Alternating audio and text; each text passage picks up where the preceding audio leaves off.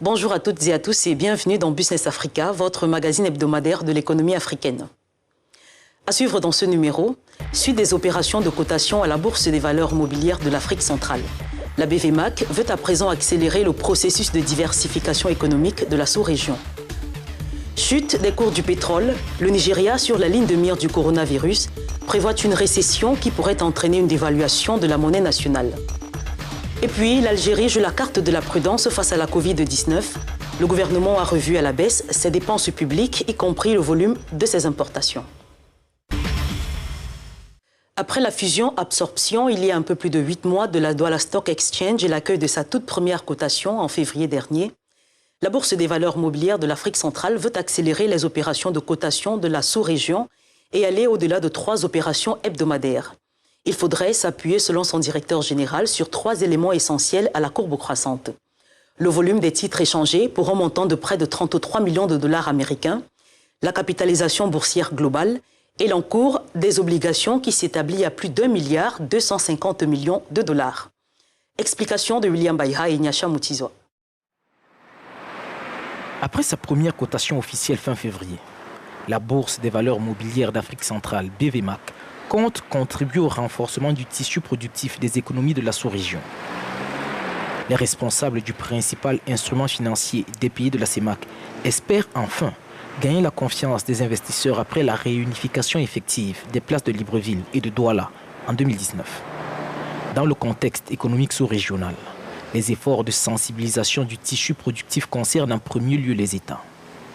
Lors de la récente journée du marché financier tenue à Brazzaville en République du Congo, la commission de surveillance des marchés financiers d'Afrique centrale a demandé aux États de communiquer une liste d'entreprises publiques et parapubliques à faire admettre à la cote de la BVMAC.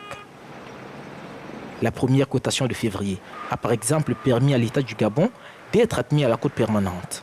Un pas dans la bonne direction que la Bourse des valeurs mobilières entend encourager et consolider. Ses dirigeants voudraient à présent que les pays de la CEMAC puissent émettre des emprunts obligataires collectifs, a priori plus solides que ceux émis par les États individuellement. Nous en avons discuté avec Jean-Claude Ngbois, le directeur général de la Bourse des valeurs unifiées de l'Afrique centrale, qui a fait l'état actuel des lieux après la fusion entre les bourses de Douala au Cameroun et de Libreville au Gabon. Alors, à ce jour, les opérations de cotation ont commencé.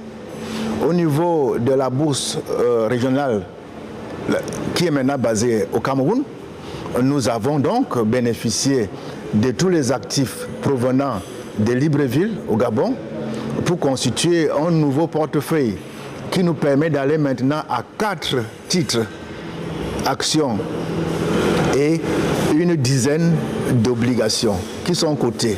Compte tenu de la modicité des valeurs, nous faisons encore une cotation dite au fixing, c'est-à-dire qu'elle n'est pas permanente.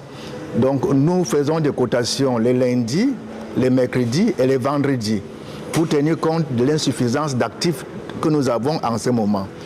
Alors, toujours dans le cadre de cette fusion, les chefs d'État ont constaté qu'il fallait dynamiser le marché financier. Et c'est donc pour cela qu'ils ont décidé eux-mêmes de faire admettre sur le marché financier unifié les valeurs des États qui sont dans le portefeuille de certaines sociétés privées ou publiques. Cette opération va certainement nous permettre, avant la fin de l'année 2020, d'atteindre une quinzaine de valeurs. Et en ce moment-là, la bourse des valeurs de l'Afrique centrale pourra évidemment se constituer un ou plusieurs indices. Il a également été question lors de cet échange de donner l'importance et l'intérêt de la BVMAC dans le financement des économies de la sous-région. Au-delà des valeurs mobilières dans les titres de propriété que sont les actions, la bourse intervient beaucoup, n'est-ce pas, pour permettre le financement des économies à travers le marché obligataire. Sur ce marché obligataire, nous enregistrons pratiquement tous les 2 à 3 mois de nouvelles obligations qui sont émises, soit par les États, soit par des sociétés privées qui veulent financer, n'est-ce pas, leurs activités. Avec l'arrivée de nouvelles sociétés provenant du portefeuille de nos États, nous allons enregistrer effectivement un regain des activités de marché financier, permettant donc aux populations de disposer de nouveaux placements pour permettre, n'est-ce pas, de fructifier leur épargne.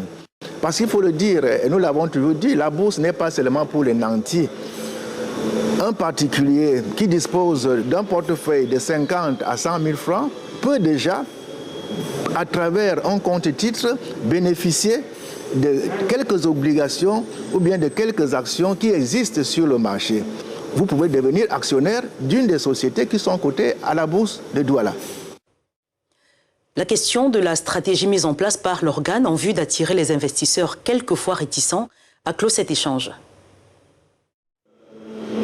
Nous avons pour le moment commencé à discuter avec les États pour expliquer le bien fondé de faire admettre les sociétés publiques sur le marché boursier.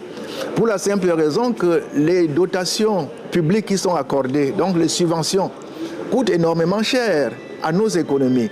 Or, comme la bourse a des exigences, une société publique qui a été bien gérée, qui présente des résultats positifs, qui distribue des dividendes, peut venir au niveau du marché financier, trouver encore des financements pour augmenter son activité et puis se faire connaître à travers le monde.